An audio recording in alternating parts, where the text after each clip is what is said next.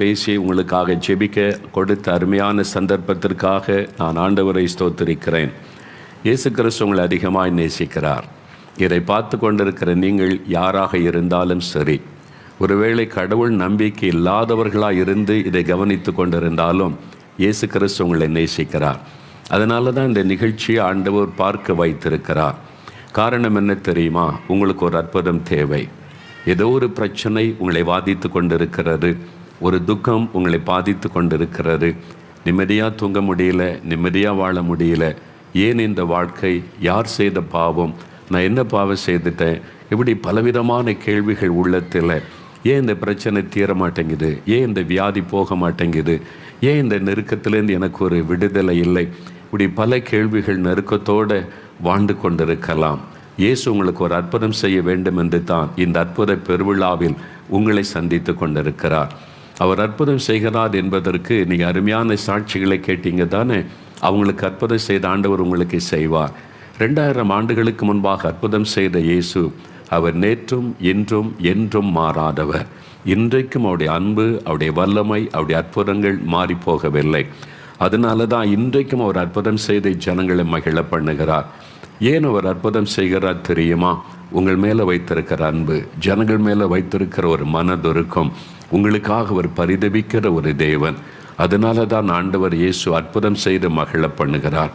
இன்றைக்கு உங்களுக்கு அற்புதம் செய்வார். பிரியமானவர்களே, எந்த வியாதியாக இருந்தாலும் ஆண்டவர் சுகம் தருவார். எந்த பிரச்சனையாக இருந்தாலும் மாற்றுவார். எவ்வளோ பெரிய பிசாசின் போராட்டமாக இருந்தாலும் உங்களுக்கு விடுதலை தருவார். எத்தனை ஆண்டுகள் உங்களை தொடர்ந்து வருகிற நோய்கள், பிரச்சனைகள், போராட்டமாக இருந்தாலும் அதற்கு ஒரு முடிவை உண்டாக்கி தருவார். நீங்கள் அற்புதங்களை காண்பீர்கள். ஆனால் அதற்கு ஒன்றே நீங்கள் செய்ய வேண்டும். நீங்கள் மோகலாசரஸை பார்த்து கொண்டு இவர் நமக்கு ஏதாவது செய்வார் என்று நீங்கள் எண்ணிக்கொண்டிருந்தால் ஏமாந்து போவீர்கள். இந்த சொன்ன அற்புதங்களையெல்லாம் கவனித்து பாருங்கள். இந்த அற்புதத்திற்கும் எனக்கும் எந்த சம்பந்தமும் இல்லை. என்னுடைய வேலை ஆண்டவரிடத்திலே மக்களுக்காக வேண்டுதல் செய்வது, அவ்வளவுதான். அற்புதம் செய்கிறவர் இயேசு கிறிஸ்து. அவர்தான் அற்புதம் செய்ய முடியும். அவர்தான் விடுதலை கொடுக்க முடியும். அவர்தான் காரியங்களை மாற்றி அமைக்க முடியும். நீங்கள் இந்த சாட்சிகளை நல்லா கவனித்து பார்த்தாலே உங்களுக்கு விளங்கும். அவர் ஜபங்களுக்கு பதில் அளிக்கிற ஒரு தேவன். உங்கள் ஜபத்தை கேட்பார். உங்கள் வீட்டில் இருந்து கொண்டு இதை பார்த்து கொண்டு இருக்கலாம். ஒருவேளை ஆஸ்பத்திரியில் இருந்து கூட கவனித்து கொண்டு இருக்கலாம். இன்றைக்கி நீங்கள் சுகம் பெற்று எழும்பிடுவீங்க. விசுவாசத்தோடு இருங்க. ஏன்னா இயேசு உங்கள் பக்கத்தில் இருக்கிறார். அதனால் என்னோடு கூட சேர்ந்து ஜெபம் பண்ணுங்கள். நீங்கள் எப்படி அற்புதம் பெறணும், எப்படி ஜெபிக்கணும் என்பதை சொல்லி கொடுப்பது தான் என்னுடைய வேலை. ஆனால் அற்புதம் செய்கிறவர் இயேசு கிறிஸ்து. அவர் மேலே விசுவாசம் வைத்து இயேசுவே என்றவுடைய பெயரை சொல்லி கூப்பிட்டீங்கன்னா உங்களுக்கு அற்புதம் நடக்கும். இயேசுவே எனக்கும் செய்யுங்க, இயேசுவே எனக்கும் சுகம் கொடுங்க, இயேசுவே எனக்கும் அற்புதம் செய்யுங்க, இயேசு கிறிஸ்துவின் நாமத்தில் என் குழந்தைக்கு சுகம் வரட்டும். அப்படி இயேசு கிறிஸ்துவின் பெயரை சொல்லி அந்த நாமத்தை சொல்லி கூப்பிடும் போது உங்களுக்கு அற்புதம் நடக்கும். அவர் மேலே தான் நீங்கள் விசுவாசம் வைக்க வேண்டும். அப்பொழுது நீங்கள் அற்புதங்களை காண்பீர்கள். இன்றைக்கு இயேசு அற்புதம் செய்வார். காரணம் என்ன தெரியுமா? இயேசு சிலுவையில் உங்களுக்காக தன்னை பலியாய் கொடுத்தார். நம்முடைய பாவங்கள், சாபங்கள், வியாதிகள், வேதனைகள் எல்லாவற்றையும் அவர் சிலுவையிலே சுமந்து நமக்காக ரத்தம் சிந்தினார். மோகலாசஸ் உங்களுக்காக மரிக்கவில்லை. இயேசு உங்களுக்காக மரித்து உயிர்த்தெழுந்தார். இயேசு உங்களுக்காக ரத்தம் சிந்தினார். அவர் சிந்தின இரத்தத்தின் வல்லமை, பரிசுத்தமுள்ள அந்த இரத்தத்தின் வல்லமை நமக்கு பாவத்திலிருந்தும் சாபத்திலிருந்து வியாதிலிருந்து விடுதலை கொடுக்கக்கூடியது. அதனால் சிலுவையில் ரத்தம் சிந்தி மறித்த அந்த இயேசுவை கண்முன்னால் நிறுத்தி, எனக்காகத்தானே மறிச்சிங்க, எனக்கு ஒரு அற்புதம் செய்யுங்க, எனக்காகத்தானே உங்களுடைய ரத்தத்தை சிந்தினீங்க, எனக்கு விடுதலை கொடுங்கன்னு ஜெபித்தால் போதும், அற்புதத்தை நீங்கள் பெற்றுக்கொள்வீர்கள். இப்போ நம்ம வசனத்தை தியானித்து ஜெபிக்க போகிறோம். உங்களுக்காக நான் தேவ சமூகத்தில் காத்திருந்து ஜெபித்த போது உங்களுக்கு என்னென்ன காரியத்திற்கு நான் வேண்டுதல் செய்ய வேண்டும் என்று ஆண்டவர் தெளிவாய் பேசினார். உங்களுடைய சுகத்துக்காக, உங்களுடைய சமாதானத்திற்காக, உங்களுடைய விடுதலைக்காக, உங்களுடைய ஆசீர்வாதத்திற்காக ஒவ்வொரு காரியத்திற்கும் பிரார்த்தனைகள் ஏறெடுக்கப்பட போகிறது. ஆனால் அதற்கு முன்னால் வேத வசனத்தை நம்ம தியானிக்கணும். இந்த கர்த்தருடைய வசனம் ஜீவனுள்ள வார்த்தைகள். இந்த வசனத்துக்கு நீங்கள் செவி கொடுக்கும் போது தான் உங்களுக்கு விடுதலையும் சுகமும் ஆசீர்வாதமும் உண்டாகும். நான் என்னுடைய கொள்கைகளை உங்களுக்கு பேசவில்லை, ஒரு மத தத்துவத்தை நான் உங்களுக்கு பேசவில்லை, அல்லது ஏதோ நான் புதுசாக கண்டுபிடிச்சிட்டேன் என்னுடைய தத்துவத்தை கேளுங்கள் என்று பேசவில்லை. மனிதனுடைய தத்துவங்களும் மத கொள்கைகளும் மனிதனுக்கு விடுதலை கொண்டு வர முடியாது. ஆனால் இயேசு கிறிஸ்துவுடைய வார்த்தை ஜீவனும் வல்லமையும் உள்ளது. நீங்கள் இந்த வார்த்தைக்கு செவி கொடுக்கும் போதே, வசனத்தை கேட்டுக்கொண்டிருக்கும் போதே உங்களுக்கு விடுதலை உண்டாகும், நோய்கள் மறையும். நீங்கள் இந்த வசனத்தை கேட்டுக்கொண்டிருக்கும் பொழுதே பிசாசுகள் விலகும், கட்டுகள் அறுக்கப்படும். அதனால் இந்த வசனத்துக்கு நீங்கள் கவனமாக செவி கொடுக்கணும். வேத வசனத்திலிருந்து சுருக்கமாக சில காரியத்தை சொன்ன பிறகுதான் நம்ம ஜெபங்கள் ஏறெடுக்க போகிறோம். சரி, அதுக்கு முன்னால் எல்லாரும் சேர்ந்து ஒரு பல்லவியை நாம் பாட போகிறோம். வல்லமை உண்டு, வல்லமை உண்டு, அற்புத வல்லமை. இயேசு கிறிஸ்துவின் ரத்தத்தில் வல்லமை உண்டு. அதை நினைத்தவள் எல்லா வீடுகளில் இருக்கிற இடத்துல எல்லாரும் கவனிங்க. குட்டி பிள்ளைகள் கூட எப்படி நீங்கள் தெரிந்த ஒரு பல்லவி தான், எல்லாம் வாய் திறந்து நீங்கள் துதித்து பாடணும். வல்லமை உண்டு, வல்லமை உண்டு, அற்புத வல்லமை. இரத்தத்தில், இயேசுவின் இரத்தத்தில், அந்த இயேசு சிலுவையில் சிந்தின இரத்தத்தை நினைத்து பாடணும். தமிழிலும் ஆங்கிலத்திலும் பாடின பிறகு கண்களை மூடி நாம் ஒரு சின்ன ஜெபம் ஏறெடுத்த பிறகு வசனத்தை நான் உங்களுக்கு அறிவித்து ஜெபிக்க போகிறேன். ஒரு நிமிடம் கண்களை மூடி இயேசுவை கண் முன்னால் நிறுத்தி நாம் ஜெபிக்கலாம். இயேசுவே என்னோடு பேசும், இயேசுவே என்னை சந்தியும், இயேசுவே என்னை தொடும், உம்முடைய பிரசன்னத்தில் நான் வந்திருக்கிறேன்னு கேளுங்க. உங்கள் எண்ணம் சிதறாமல் இருப்பதற்காக உங்களுடைய கண்களை மூடி அருகில் இருக்கிறவர்களை மறந்துருங்க. உங்கள் பக்கத்தில் இயேசு வந்திருக்கிறார், உங்கள் பக்கத்தில் இயேசு வந்து நிற்கிறார் என்பதை விசுவாசிங்க. அவர் வாக்கு கொடுத்தபடி எந்த இடத்தில் 2 பேர் 3 பேர் இயேசு என்கிற என் நாமத்தில் நீங்கள் கூடி வந்தாலும் அங்கே நான் இருக்கிறேன் என்று வாக்கு கொடுத்தபடி இப்போ உங்கள் பக்கத்தில் அந்த இயேசு கிறிஸ்து வந்து நிற்கிறார். அது வீடாக இருக்கலாம், ஒரு ஆஃபீஸாக இருக்கலாம், ஆஸ்பத்திரியாக இருக்கலாம். எந்த இடத்திலிருந்து இந்த நிகழ்ச்சியில் பங்கு பெற்றாலும் இயேசு உங்கள் பக்கத்தில் வந்து நிற்கிறார். அவரை பார்த்து பேசுங்க. எனக்கு ஒரு அற்புதம் செய்யுங்க, எனக்கு ஒரு விடுதலை கொடுங்க, என் துக்கத்தை சந்தோஷமாக மாற்றுங்க. ஆண்டவரே, எனக்கு ஒரு விடுதலை அற்புதம் வேண்டும். மனம் திறந்து அவரோடு பேசுங்க. இப்பொழுதே வேதனையோடு கண்ணீரோடு ஜெபிக்கிறவங்களுடைய கண்ணீரின் ஜெபத்தை ஆண்டவர் கவனிக்கிறார். தகப்பனே, இதோ உம்முடைய சமூகத்தில் நின்று, இயேசுவே எனக்கு ஒரு அற்புதம் வேண்டுமே, இயேசுவே என் கண்ணீர் மாறணுமே, என் துக்கம் நீங்கணுமே, எனக்கு ஒரு விடுதலை வேண்டுமே. இந்த கண்ணீரோடு ஜெபிக்கிற இந்த பிள்ளைகளை பாரும். ஜனங்களுக்காக மனதுருகிறேன் என்று சொன்னீர், பரிதபிக்கிறேன் என்பதாக சொன்னீர். திரளான ஜனங்களை கண்டபோது மனதுருகிறேன். வேறு யாரிடத்தில் இந்த ஜனங்கள் போவார்கள்? வேறு யார் இவர்களுக்கு உதவி செய்ய முடியும்? நீர்தானே இவர்களுக்காக சிலுவையில் இரத்தம் சிந்தினீர், நீர்தானே இவர்களுக்காக வாறு அடிபட்டீர், நீர்தானே இவர்களுக்காக சிலுவையில் உம்மை பலியாய் கொடுத்தீர். இவர்கள் உம்முடைய ஜனங்கள் ஆண்டவரே, உம்மால் சிருஷ்டிக்கப்பட்டவர்கள். நீர் இந்த ஜனங்களுக்காக உம்மை பலியாய் கொடுத்ததை நினைத்தருளும். இப்பொழுது இந்த பிள்ளைகளோடு பேசும். இவர்கள் ஒவ்வொருவருக்கு இன்றைக்கு நீங்கள் அற்புதம் செய்யணும் ஆண்டவரே. தகப்பனே, இன்றைக்கு இந்த நிகழ்ச்சியில் பங்கு பெற்று ஜெபிக்கிற ஒவ்வொருவருக்கும் நீங்கள் அற்புதம் செய்யணும். அவங்க வேண்டிக் கொள்கிற காரியத்தில் அற்புதம் நடக்கணும். அவருடைய கண்ணீர் துடைக்கப்படணும் ஆண்டவரே. அதற்காக நான் உம்மிடத்தில் வேண்டுதல் செய்கிறேன் அப்பா. Thank you Lord. உமக்கு நன்றி, உமக்கு நன்றி, உமக்கு நன்றி. கேத்தரின் என்கிற ஒரு மகள் இந்த நிகழ்ச்சியை நீங்கள் பார்த்து கொண்டு இருக்கிறீங்க. உங்களுடைய சரீரத்தில் ஜாயிண்டாக வலி பல வருடமாய் உங்களை பாதித்து நடக்கக்கூட முடியாத நிலைமையில் ஆண்டவரே, அந்த சகோதரிக்கு சுகம் கொடுத்தீங்களே, எனக்கும் சுகம் கொடுங்கன்னு சொல்லி உடைந்த உள்ளத்தோடு நீங்கள் இயேசுவை நோக்கி வேண்டுதல் செய்கிறீர்கள். இயேசு உங்களுக்கு சொல்லுகிறார், என் மகளே, நான் உன்னை குணமாக்க உன் அருகில் வந்திருக்கிறேன். ஆனால் உன் இருதயத்தில் இருக்கிற கசப்பு நான் உன்னை குணமாக்க முடியாதபடி தடையாக இருக்கிறது. அந்த கசப்பான வேர் உன் உள்ளத்தை விட்டு விலக வேண்டும். நீ மற்றவர்களை குறித்து உன் உள்ளத்தில் வைத்திருக்கிற கசப்பின் நிமித்தம் நான் உன்னை குணமாக்க முடியாதபடி தடையாய் இருக்கிறது. மன்னித்து விடு. உன்னை அவர்கள் வேதனைப்படுத்தினது உண்மைதான், உன்னை காயப்படுத்தினது உண்மைதான். அவர்களை நீ மன்னித்து நீ அவளை ஆசீர்வதிக்கும் பொழுது நான் உனக்கு இன்றைக்கு உனக்கு பூரண சுகத்தை அருளி செய்வேன் என்று இயேசு உங்களுக்கு வாக்கு கொடுக்கிறார். சகோதரி, உங்களுடைய கசப்பு உள்ளத்தை விட்டு விலகும்படி ஒப்பு கொடுத்து ஜெபியுங்கள். மற்றவர்களை மன்னித்து ஜெபியுங்கள். இன்றைக்கு நீங்கள் சுகம் அடைவீர்கள் என்று ஆண்டவர் உங்களுக்கு சொல்லுகிறார். மிஸ்டர் பிரான்சிஸ், நீங்கள் இன்றைக்கு ஆண்டவருடைய சமூகத்தில் வந்திருக்கிறீர்கள். உங்கள் வாழ்க்கையில் மிகவும் நெருக்கப்பட்டு எல்லாவற்றையும் இழந்து இயேசு எனக்கு ஒரு அற்புதம் செய்ய வேண்டும் என்று வந்திருக்கிறீர்கள். பிரான்சிஸ், இயேசு உங்களை பார்த்து சொல்லுகிறார், என் மகனே, உனக்கு நான் ஒரு அற்புதம் செய்ய வேண்டும் என்று என் சமூகத்தில் நீ வந்திருக்கிறாய்.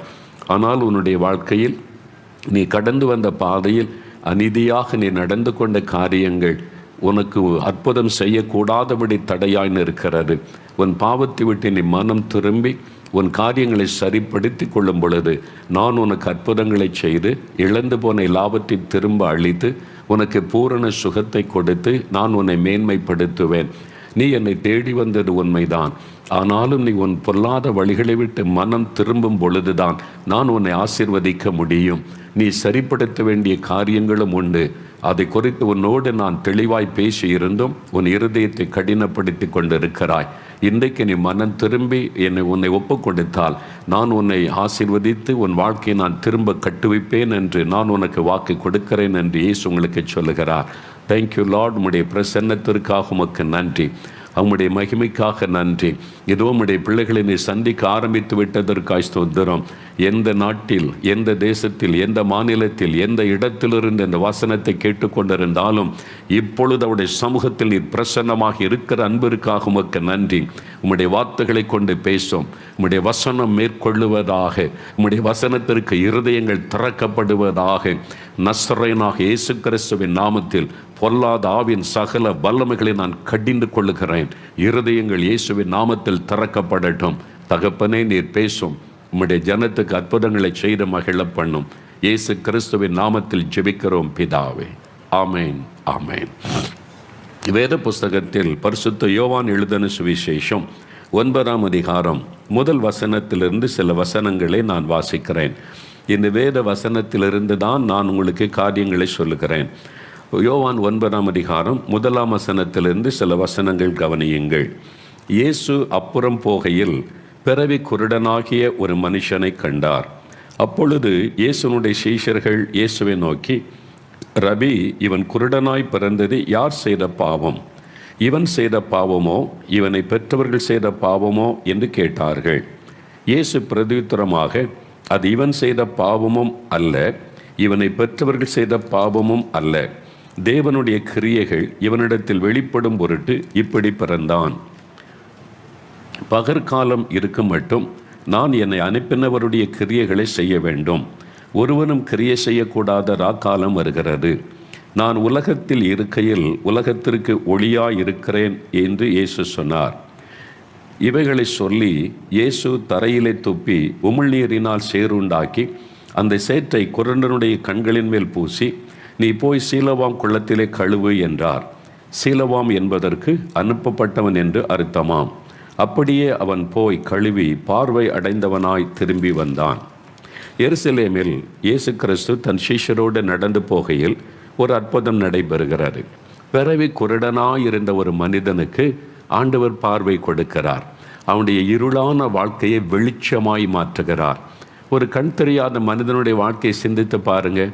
உங்கள் கண்களை மூடி, நீங்கள் நல்லா இருக்கும்போது கண்களை மூடி கொஞ்சம் நடந்து பாருங்கள். எங்கேயும் இருட்டு தான், இல்லை, ஒரு வெளிச்சத்தை பார்க்க முடியாது. இந்த மனிதன் பிறந்ததிலிருந்து இருளிலே வாழ்ந்து கொண்டிருந்த மனிதன். இயேசு அவனுக்கு ஒரு வெளிச்சத்தை கொடுக்கிறார்.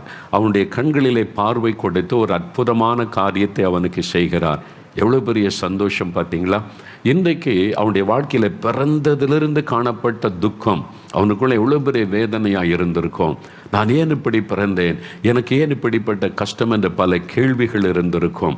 என் வாழ்க்கையில் ஒரு வெளிச்சம் வருமா, என் வாழ்க்கையில் ஒரு சந்தோஷம் வருமா, அல்லது வாழ்நாள் முழுவதும் ஒரு குருடனாய் பிச்சைக்காரனாய் மற்றவருடைய கைகளை ஏந்தி நான் வாழ்ந்து கொண்டிருக்க வேண்டுமா என்பதான ஒரு வேதனையோடு வாழ்ந்திருக்க வேண்டும். இயேசு அவனுடைய வாழ்க்கையிலே குறுக்கிட்ட போது ஒரு அற்புதமான மாற்றம். இன்றைக்கு உங்களுடைய வாழ்க்கையில் இயேசு குறுக்கிடுகிறார். நீங்கள் யாராக இருந்தாலும் உங்களை சந்தித்து கொண்டிருக்கிறார். உங்களுடைய இருளை வெளிச்சமாய் மாற்ற, உங்கள் துக்கத்தை சந்தோஷமாய் மாற்ற, உங்களுடைய வேதனைக்கு ஒரு முடிவை உண்டாக்க, உங்களுடைய வாழ்க்கையில் ஒரு புதிய ஆரம்பத்தை கொண்டு வர இயேசு கிறிஸ்து இன்றைக்கு உங்களை சந்தித்து கொண்டிருக்கிறார். அன்றைக்கு நடந்ததுங்க. இந்த மாதிரிலாம் இயேசு குருடர்களுக்கு பார்வை கொடுத்தார். இன்றைக்கு அதெல்லாம் நடக்குமா என்பதாக நாம் நினைக்கலாம். சில ஆண்டுகளுக்கு முன்பாக குஜராத் மாநிலத்திற்கு ஊழியத்திற்காக நான் சென்றிருந்தேன். அங்கே பகல் நேரத்தில் தான் கூட்டம் நடத்தக்கூடிய சூழ்நிலை. ஒரு கிராம பகுதியில் இந்த கூட்டம் ஒழுங்கு செய்யப்பட்டிருந்தது.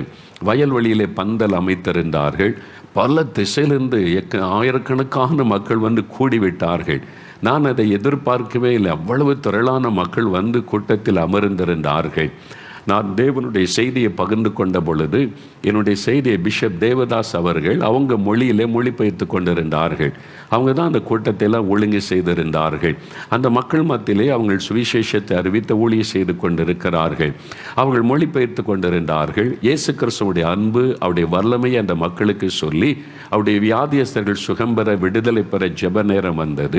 வியாதி உள்ள இடத்துல கை வையுங்க, இயேசு உங்களுக்கு அற்புதம் செய்வார் என்று சொல்லி வழி நடத்தின போது அந்த மக்கள் எல்லாம் கண்களை மூடி ஜெபிக்க ஆரம்பித்தார்கள். இயேசுவின் நாமத்தை சொல்லி கூப்பிட ஆரம்பித்தார்கள்.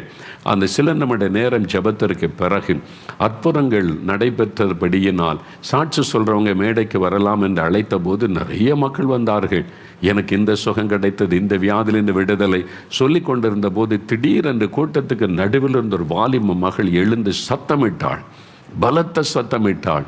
அவள் சந்தோஷத்தில் சத்தமிட்டவுடனே எல்லாம் அமைதியாக அவளை திரும்பி பார்த்தார்கள். நான் மேடையில் இருந்து பார்க்கிறேன், இந்த மகள் மலர்ந்த முகத்தோடு அப்படியே பார்க்கிறாள், சத்தமிட்டாள். என்ன காரியம், ஏன் அந்த பெண் சத்தமிடுகிறாள் என்று கேட்டபோது ஒரு அற்புதம். பிறவியிலிருந்தே அவளுக்கு கண்கள் தெரியாது, 2 கண்களிலும் பார்வை கிடையாது, பிறவியிலேயே பாதிப்பு. அதனால் டாக்டரிடத்தில் கொண்டு போன போது இது பிறவியிலே உண்டான குறைபாடு, ஒன்று செய்ய முடியாது என்று சொல்லிவிட்டார்கள். அதனால் அந்த பெண் பாருங்க, இந்த தாய் தான் கரத்தை பிடித்து கொண்டு அந்த மகளை நடத்தி கொண்டு வந்தார்கள் அந்த கூட்டத்திற்கு. இங்கே யார் பிரசங்கம் பண்ணுறா யாருமே தெரியாது, பிறந்ததிலிருந்து இருளான ஒரு வாழ்க்கை. அவள் இந்த கூட்டத்துக்கு நடுவிலே அமர்ந்திருந்து இயேசுடைய வார்த்தைகளை கவனித்தாள். இயேசு அற்புதம் செய்கிறவர், அன்பானவர், வல்லமையுள்ளவர் என்ற அந்த வார்த்தை அவளுக்குள்ள இயேசுவின் மேல் ஒரு விசுவாசத்தை கொண்டு வந்தது. ஜெப நேரத்தில் நீங்கள் ஜெபம் பண்ணுங்க, இயேசு அற்புதம் செய்வார் என்று சொன்னபோது அந்த மகள் தன்னுடைய 2 கண்களில் கை வைத்து, இயேசுவே எனக்கு பார்வை கொடும், இயேசுவே எனக்கு பார்வை கொடும் என்று ஜெபம் பண்ணினாள். 10 நிமிடம் ஜெப நேரம். ஜெபம் முடிந்து அவள் கைகளை எடுத்த பொழுது கண்ணிலே பார்வை வந்திருந்தது. எப்படி இருக்க யோசித்து பாருங்க. வாலிப மகள் பிறந்ததிலிருந்து உலகத்தை பார்க்கல, தாயினுடைய முகம் தெரியாது. நான் அதை பார்த்தனுடைய மலர்ந்த முகம் அவ்வளோ சந்தோஷமாக பார்க்கிறாள், தாயினுடைய முகத்தை பார்க்கிறாள், சத்தமிட்டாள் மகிழ்ச்சியோடு. என்னால் பார்க்க முடிகிறது. இயேசு பிறவி குருடருடைய கண்களை இன்றைக்கும் திறக்கிறார். என் ஊழியத்தில் நான் அதை பார்த்திருக்கிறேன். காரணம், இயேசு நேற்றும் இன்றும் என்றும் மாறாதவர். எனக்கு அன்பானவர்களை, அன்றைக்கு அற்புதம் செய்த இயேசு இன்றைக்கும் ஜீவனோடு கூட இருக்கிறவர். அவர் மரித்தும் உயிரோடு கூட இருக்கிறவர். ஆகவேதான் அவருடைய அற்புதங்கள் மாறி போகவில்லை. இன்றைக்கு உங்களுக்கு அற்புதம் செய்வார். நீங்கள் இருக்கிற இடத்தில் இருந்து கொண்டே நீங்கள் ஜெபித்தால் போதும், இயேசு உங்களுக்கு அற்புதம் செய்வார். முடியாததை முடிய செய்கிற ஆண்டவர். அந்த மகளை யோசித்து பாருங்க, பிறந்ததிலிருந்து பாதிக்கப்பட்ட இருளிலே வாழ்ந்த மகளுக்கு ஒரு வெளிச்சத்தை ஆண்டவர் கொடுத்தார். புதிய ஆரம்பத்தை கர்த்தர் கொடுத்தார். அவருடைய துக்கத்திற்கு ஒரு முடிவை உண்டாக்கினார், சந்தோஷமாய் மாற்றினார். அதே இயேசுதான் இன்றைக்கு உங்களை சந்தித்துக் கொண்டிருக்கிறார். இன்றைக்கு உங்களுடைய துக்கம் சந்தோஷமாய் மாறும். இன்றைக்கு உங்களுடைய இருள் வெளிச்சமாய் மாறும். இன்றைக்கு உங்களுடைய வேதனைகளின் நன்மையாய் மாறும். இன்றிலிருந்து ஒரு புதிய ஆரம்பம் உங்களுடைய வாழ்க்கையிலே உண்டாகும். அதற்குத்தான் இயேசு கிறிஸ்து வந்தார். நான் உலகத்திற்கு ஒளியாயிருக்கிறேன் என்று இயேசு சொன்னாரே. மனிதனுடைய இருளான வாழ்க்கையை மாற்றி வெளிச்சம் கொடுக்க அவர் வந்தார். சரி, இந்த அற்புதத்தை நீங்கள் பார்க்கும்போது ஒரு 3 காரியத்தை நாம் வசனத்தில் தியானிக்க போகிறோம். இயேசு நடந்து போகும்போது இந்த குருடனை சீஷர்கள் பார்த்து இயேசுவிடத்தில் ஒரு கேள்வி கேட்கிறாங்க. இயேசுவே, இந்த மனுஷன் குருடனாய் பிறந்ததிலிருந்தே கண் தெரியாதவனாய் உட்கார்ந்திருக்கிறான். இது யார் செய்த பாவம்? ஏன் இப்படி அவன் குருடனாய் பிறந்தான்? இது இவன் செய்த பாவமோ, இவனை பெற்றவர்கள் செய்த பாவமோ என்று கேள்வி கேட்டார்கள். இன்றைக்கு உங்களுடைய உள்ளத்தில் கேள்வி எழும்புகிறது அல்லவா? நான் என்ன பாவம் செய்தேன்? நிறைய பேருடைய வாயிலிருந்து வருவது, ஐயா நான் என்ன பாவம் செய்தேன்? ஏன் எனக்கு இப்படி நடக்கணும்? ஏன் என் குடும்பம் இப்படி கஷ்டப்படணும்? ஏன் இந்த வேதனையில் நான் இருக்கணும்? நான் என்ன பாவம் செய்தேன்? இது யார் செய்த பாவம்? என் முன்னோர் செய்த பாவமா? சிலர் முற்பிறவில நான் செய்த பாவமா? இப்படியெல்லாம் கேள்விகள் மனிதனுடைய உள்ளத்திலே காணப்படுகிறது. இது யார் செய்த பாவம்? ஏன் எனக்கு இப்படி நடக்கிறது? இன்னைக்கு மனுஷனுடைய உள்ளத்தில் எழும்புகிற கேள்வி அதுதான். ஏன் என் குடும்பம் தரித்திரத்திலேயே இருக்கிறது? ஏன் என் குடும்பத்தில் மாத்திரம் துக்கத்துக்கு மேல் துக்கம், அவமானத்திற்கு மேல் அவமானம், வேதனைக்கு மேல் வேதனை? ஏன் எங்களுடைய பிரச்சனை மாற மாட்டேன் என்கிறது? ஏன் எங்கள் கடன் பிரச்சனை தீரவில்லை? ஏன் எங்களுக்கு இந்த வியாதிக்கு மேல் வியாதி, வேதனைக்கு மேல் வேதனை? ஏன் எங்கள் குடும்பத்துக்குள்ள சமாதானமே இல்லை, நிம்மதியே இல்லை? ஒவ்வொரு நாளும் ஒரு வேதனை, சமாதானம் இல்லாத ஒரு சூழ்நிலை. மரித்துவிட்டால் நலமாய் காணப்படுமே என்கிற வேதனை. வேதனை. ஏன்? இது யார் செய்த பாவம்? நான் என்ன பாவம் செய்து விட்டேன்? இது என் முன்னோருடைய பாவமா? ஏன் இப்படி எங்களுக்கு நடக்கிறது? அநேகருடைய உள்ளத்தில் எழும்பக்கூடிய கேள்விகள். உங்கள் பிரச்சனைக்கு காரணம் என்ன? வியாதிக்கு காரணம் என்ன? இந்த இழப்புக்கும் தரித்திரத்திற்கும் காரணம் என்ன? இந்த அவமானத்திற்கும் வேதனைகளுக்கும் காரணம் என்ன? ஏன் எனக்கு இப்படி நடக்கிறது? நிறைய பேருடைய உள்ளத்தில் எழும்பக்கூடிய கேள்விகள். நம்ம நினைக்கிறோம் நம்ம ஏழையாக இருக்கிறோம், கஷ்டப்படுறோம், அதனால தான் இப்படின்னு சொல்லி. பெரிய செல்வந்தர்கள் கோடீஸ்வருடைய உள்ளத்திலும் இந்த கேள்வி எழும்புகிறாரு. ஒரு பட்டணத்தை ஊழித்து போயிருந்தோம். நான் என் மனைவி ஒரு வீட்டில் தங்க வைக்கப்பட்டிருந்தோம். ஒரு பகல் நேரத்தில் ஒரு தாயார் என்னை சந்திக்க வந்தார்கள். அவங்க கிறிஸ்தவர்கள் அல்ல. அவங்க சொன்னாங்க, அவங்க ரகசியமாக அவங்கள பார்த்து ஒரு காரியம் பேச வந்திருக்கிறாங்க, வர சொல்லுங்கள் என்று பேசின போது சொன்னார்கள், ஐயா, இந்த பட்டணத்திலேயே பெரிய செல்வந்தர்கள் நாங்கள் தான். அவங்க நடத்துகிற, அவங்களுடைய கணவர் நடத்துகிற ஃபேக்ட்ரியில் ஆயிரக்கணக்கான பேர் வேலை செய்கிறாங்க. எங்கள் வீட்டுக்கு முன்னால் 3-4 கார்கள் இருக்கிறது. என்னுடைய கணவர் என்ன கேட்டாலும் எனக்கு வாங்கி தருவார். எல்லா வசதியும் இருக்கிறது. அருமையான 2 பிள்ளைகள் எனக்கு இருக்கிறாங்க. நான் பக்தி உள்ளவள். நான் தினமும் காலையும் மாலையும் தவறாமல் தெய்வ வணக்கம் செய்கிறேன். அப்படியெல்லாம் நடக்கிறேன். அது மாதிரி சூழ்நிலைக்கு மத்தியிலும் என்னால் நிம்மதியாக இருக்க முடியல, சமாதானமாக இருக்க முடியல. என் உள்ளத்தில் வெறுமை காணப்படுகிறது. ஏன்? என்னால் அதை விளங்கிக் கொள்ள முடியவில்லை. ஏன் எனக்கு இப்படி நடக்கிறது? எல்லாருடைய உள்ளத்தில் எழும்பக்கூடிய ஒரு கேள்வி. எனக்கு அன்பானவர்களே, நிறைய பேர் வெளியே கேட்பாங்க, நிறைய பேர் உள்ளத்துக்குள்ள இந்த கேள்வி எழும்பி வேதனைப்படுத்தி கொண்டு இருக்கிறது. இங்கே கேட்டார்கள், இது யார் செய்த பாவம்? ஏன் இவனுக்கு இப்படி சம்பவித்தது? ஒரு 3 காரியங்கள் இந்த வேத வசனத்தின் வெளிச்சத்தில் தியானிக்க போகிறோம். உங்களை குறித்து ஆண்டவர் பேசுகிறார். உங்களுடைய குடும்பத்தை குறித்து ஆண்டவர் பேசுகிறார். உங்களுடைய உள்ளத்தில் எழும்புகிற கேள்விகளுக்கு இன்றைக்கு இயேசு பதில் தருகிறார். ஏன் உனக்கு இந்த பிரச்சனை? ஏன் உனக்கு நிம்மதி இல்லை? ஏன் உன்னால் நிம்மதியாய் தூங்க முடியவில்லை? ஏன் தரித்திரம் தொடர்ந்து கொண்டிருக்கிறது? ஏன் நஷ்டத்திற்கு மேல் நஷ்டம், இழப்புக்கு மேல் இழப்பு? ஏன் இந்த அவமான, நிந்தைகள், வேதனைகள், தடைகள் என்று கலங்கிக் கொண்டிருக்கிறீர்கள் அல்லவா? உங்களோடு ஆண்டவர் பேசுகிறார்.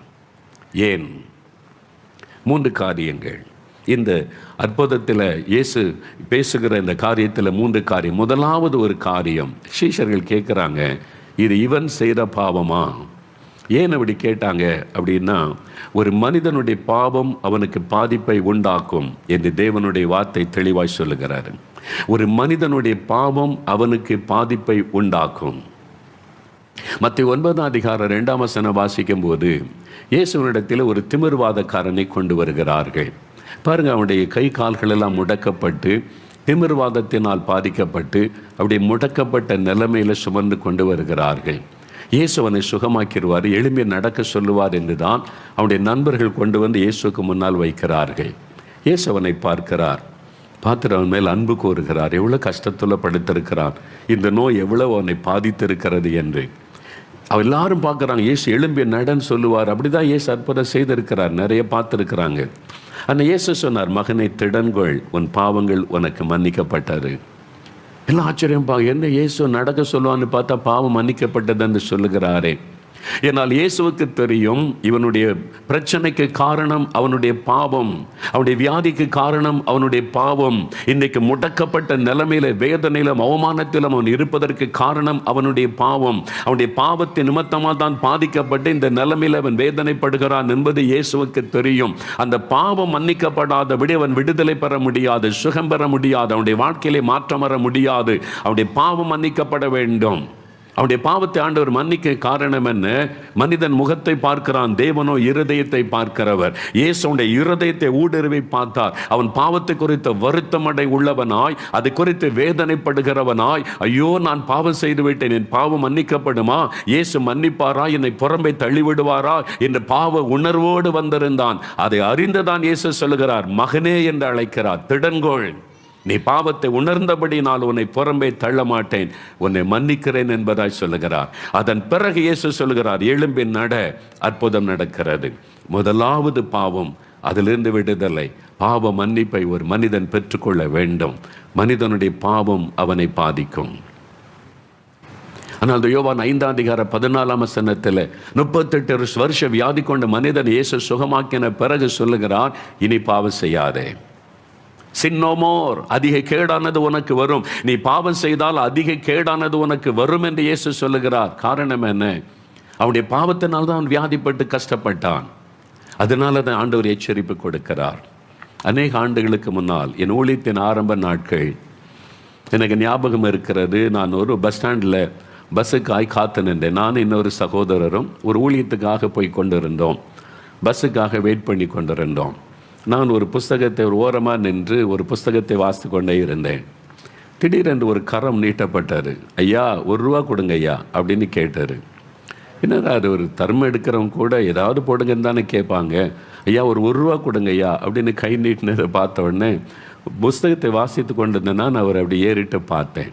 ஒரு தகப்பனார், கொஞ்சம் வயசானவர், அப்படியே சோகத்தோடு நிற்கிறார். நான் அவரை பார்த்த உடனே ஆவியானவர் எனக்குள்ளே அவரோடு பேச வேண்டும் என்று ஒரு ஏவுதலை உண்டாக்கினார். நான் அவரை பார்த்து கேட்டேன், எதுக்கு நான் ₹1 அவங்களுக்கு தரணும்? ஏன்னா அவரை பார்த்தா தர்மம் எடுக்கிறவராக தெரியவில்லை. இந்த தர்மம் எடுத்து பிழைக்கிறவன்னா தெரியும், ஆனால் அப்படி ஒரு ஆளாக தெரியவில்லை. அதுவும் குறிப்பாக கேட்குற ₹1 கொடுங்க ஐயா அப்படின்னு சொல்லி கேட்குறார். அதனால் நான் அவரோடு பேசுகிறேன். உங்களுக்கு எதுக்கு நான் ₹1 தரணும், என்ன காரியம் என்று கேட்டேன். அவர் சொன்னார், ஐயா நான் ரொம்ப வியாதிப்பட்டுட்டேன், நான் ரொம்ப நோய்வாய்ப்பட்டுட்டேன். இப்போ என்னுடைய சொந்த ஊர் இது, அங்கே எனக்கு உதவி செய்ய யாருமே இல்லை. ஒரு கவர்மெண்ட் ஆஸ்பத்திரி இருக்குது டவுனில், அந்த அரசாங்க ஆஸ்பத்திரிக்கு நான் போய் கொண்டிருக்கிறேன். இது வரைக்கும் தான் பஸ்ஸுக்கு காசு இருந்தது, இதுக்கு மேலே பஸ்ஸுக்கு எனக்கு காசு இல்லை. அதனால தான் நான் கேட்டேன். ₹1 அவர் போக முடியாது, ஆனால் அப்படியே கொஞ்சம் பேர்கிட்ட வாங்கி பஸ்ஸில் போய் கவர்மெண்ட் ஆஸ்பத்திரிக்கு போய் சேரணும். அதுதான் அவருடைய பிரச்சனை காரியம். அப்போ தான் அவர் கண்களை ஏறெடுத்து பார்த்தபோது முகம் வீங்கி இருக்கிறாரு, கை காலெல்லாம் வீங்கி அப்படியே நடுங்கி கொண்டு பார்க்க ரொம்ப பரிதாபமாய் அவர் நின்று கொண்டிருந்தார். எனக்கு தெரிஞ்சிட்டு அவருக்கு ₹1 போதாது, பஸ்ஸுக்கே கொஞ்சம் காசு ஆகும் என்று சொல்லி. அப்போ நான் அவர்கிட்ட கேட்டேன், உங்களுக்கு குடும்பம்லாம் இருக்குதா, மனைவி பிள்ளைகள் அவங்கெல்லாம் உங்களுக்கு உதவி செய்யலையா அப்படின்பதான் கேட்டேன். அவர் சொன்னார் வேதனையோடு, மனைவி இருக்கிறாங்க ஐயா, பிள்ளைகள் எஸ்டேட்டில் நல்ல வேலை செய்கிறாங்க. என் மனைவி என் பிள்ளைகளோடு போய் சேர்ந்து கொண்டாள். என் பிள்ளைகளை என்னை கவனிக்க மாட்டாங்க. என் மனைவி கூட என் கூட வாழ முடியாதுன்னு பிள்ளைகளோடு போய் சேர்ந்து கொண்டாள். நான் தனியாக இருக்கிறேன். எங்கள் சொந்தக்காரங்க என் கிராமத்தில் யாருமே எனக்கு உதவி செய்ய மாட்டாங்க. அதனால தான் ஒரு அனாதை போல் ஆயிட்டேன். ஏதோ ஆஸ்பத்திரிக்கு போகிறேன், என்ன அந்த ஆஸ்பத்திரியில் சேர்த்துக்கிட்டால் நான் இருப்பேன், இல்லாட்டினா எங்கேயாவது குளம் குட்டையில் விழுந்து சாகணும். விரக்தியாய் வேதனையோடு பேசினார். அவர் அதை சொல்லி கொண்டிருக்கும் போதே பரிசுத்த ஆவியானவர் என் உள்ளத்தில் தெளிவாய் அவருடைய வாழ்க்கையை படம் போட்டு காண்பித்தார். ஏன் அவருடைய மனைவி வெறுத்துட்டு போனாங்க, ஏன் அவருடைய பிள்ளைகள் கூட அவரை ஒதுக்கிட்டாங்க, ஏன் சொந்தக்காரங்க கூட உதவி செய்யலை, ஏன் அவர் இந்த நிலைமைக்கு வந்தார் என்பதை ஆண்டவர் தெளிவாய் எனக்கு காண்பித்தார். நான் அவரை பார்த்து கேட்டேன், ஐயா நீங்கள் எல்லாரும் ஒதுக்கிட்டாங்க, என்னை நேசிக்க யார் இல்லைன்னு சொல்கிறீங்க, ஆனால் நீங்கள் மதுபானம் குடித்து போதையில் இந்த மாதிரிலாம் பண்ணினீங்களே, உங்கள் பிள்ளைகளுக்கு அவமானத்தை கொண்டு வந்தீங்க, மனைவி அடித்து வேதனைப்படுத்தினீங்க, யாரையுமே மதிக்க மாட்டீங்க, சொந்தக்காரங்க யார் சொன்னாலும் நீங்கள் அவங்களுக்கு எதிர்த்து பயங்கரமாக கெட்ட வார்த்தை பேசுவீங்க, இது மாதிரிலாம் நீங்கள் நடந்தீங்க, உங்கள் வாழ்க்கை இப்படி தான் இருந்தது, இன்னும் சில காரியெல்லாம் சொன்ன. அப்படியே பார்த்தார் தகப்பனார்.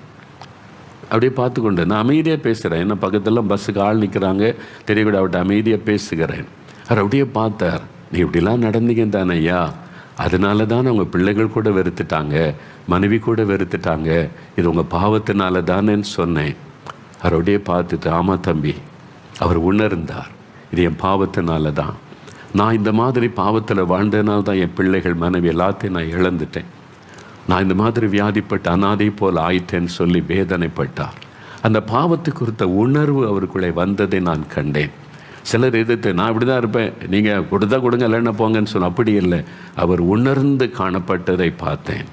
நான் அப்போ அவரை பார்த்து சொன்னேன், ஐயா கொஞ்சம் யோசித்து பாருங்கள், உங்கள் பாவம் உங்களை எங்கே கொண்டு வந்து நிறுத்தி இருக்கிறாரு. உங்களோடு வாழ வேண்டிய மனைவியை உங்களை விட்டு பிரித்து விட்டது, உங்களை கடைசி வரை காப்பாற்ற வேண்டிய பிள்ளைகளை விட்டு அந்த பாவம் உங்களை பிரித்து விட்டது. அந்த பாவம் இன்றைக்கு உங்களுடைய சரீரத்தில் வியாதியை கொண்டு வந்து விட்டது. இன்றைக்கு அந்த பாவம் உங்களை ஒரு அனாதையை போல தெருவில் நிறுத்தி ₹1 கையேந்திர நிலைமைக்கு கொண்டு வந்து விட்டது. பாவம் இத்தனை பயங்கரமானது பார்த்தீங்களா? ஆமையா, எனக்கு இப்போ தான் அதெல்லாம் தெரியுது உணர்கிறாரு. உணர்ந்து பேசினார். அப்போ தான் அவருக்கு ஒரு நற்செய்தி சொன்ன, ஐயா உங்களுடைய பாவத்தினால் உங்களுடைய மனைவி உங்களை வெறுத்திருக்கலாம், பிள்ளைகள் உங்களை புறம்பாக்கி இருக்கலாம், சொந்தக்காரங்களாம் உங்களை ஒதுக்கி இருக்கலாம், ஆனால் இந்த நிலைமையில் உங்களை நேசிக்கிற ஒருவர் இருக்கிறார். இப்பவும் உங்களை நேசிக்கிற ஒருவர் இருக்கிறார். அவர் உங்களுடைய பாவத்தை மன்னிப்பார். அவர் உங்களுக்கு சுகம் தருவார் அப்படின்னு அப்படியே கண்ணை திறந்து பார்த்தார். அப்படியா, யாரையாதுன்னு சொல்லி கேட்டார். இயேசு கிறிஸ்து உங்களுடைய பாவத்துக்காக சிலுவையிலே மரித்தார். உங்கள் பாவத்தை தன் மீது ஏற்றுக்கொண்டார். உங்களை மன்னிப்பதற்காக சிலுவையிலே தன்னை பலியாய் கொடுத்தார். உங்களை மன்னிச்சிருவார். நீங்கள் அவர்கிட்ட, இயேசுவே நான் பாவம் செய்துட்டு என்னை மன்னிச்சிருங்க, எனக்கு இறக்கம் செய்யுங்கன்னு ஒரு வார்த்தை கேளுங்க, மன்னிச்சிருவார். அவருடைய உள்ள அப்படியே மலர்ந்தது. இந்த நற்செய்திக்காக அவர் காத்து கொண்டிருந்ததை நான் உணர முடிந்தேன். அப்படியா, நான் சொல்கிறேன் ஐயா, அந்த இயேசுகிட்ட பிரார்த்தனை பண்ணுறேன் ஐயா. அப்படி சொல்லும் போதே அவருடைய முகத்தில் ஒரு பெரிய சந்தோஷம். அதுக்குள்ளே என் பஸ் வந்து விட்டது. நான் அவர் கையில் பஸ்ஸுக்கான காசு கொடுத்துட்டு, இயேசு உங்களை ஆசீர்வதிப்பார், நீங்கள் அவர்கிட்ட உங்களுடைய பாவத்தை அறிக்கை செய்யுங்கன்னு ரொம்ப சந்தோஷம். அந்த நற்செய்தி உடனே அந்த நற்செய்தி அவருக்குள்ள ஒரு மாற்றத்தை கொண்டு வந்தது. எனக்கு அன்பானவர்களே, பாவம் பயங்கரமானது. இன்றைக்கி பாவத்தினாலே நீங்கள் பாதிக்கப்பட்டு நின்று கொண்டிருக்கலாம்.